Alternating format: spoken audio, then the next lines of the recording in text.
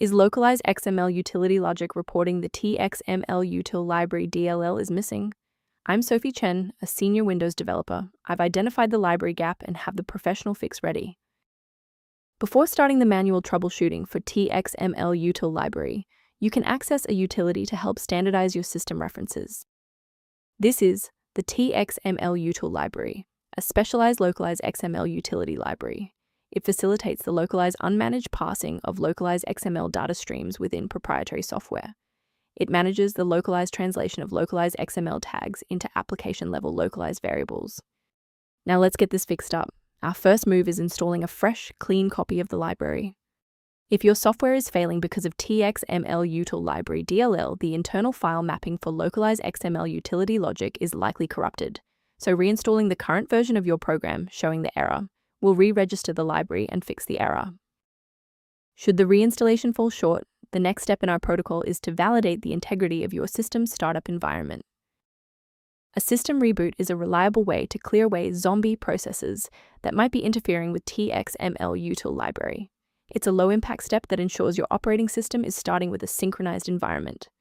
Before you restart, please bookmark this video or click the like button so that it's waiting for you in your library for the next step.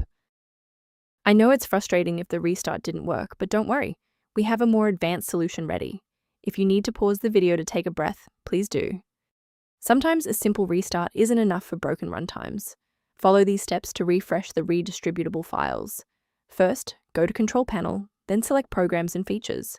Second, find every Microsoft Visual C++ Redistributable 2005 through 2022. Third, right-click each and select Change, then select Repair. If that fails, download the latest all-in-one VC++ redistributable package from Microsoft's website. Please note that for DLL files with numbers, the number tells you which version to repair. For example, 120 equals 2013. Before you proceed, let's touch on the essential safety standards for handling shared library files.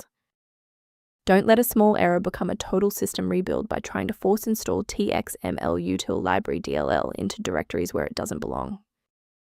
To ensure your environment stays properly configured, a professional diagnostic can help verify that your library references remain intact.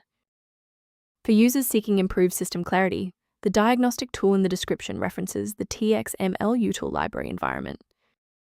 If this engineering-focused approach to fixing XML Util library was helpful, please like the video and subscribe to stay updated on Windows security protocols.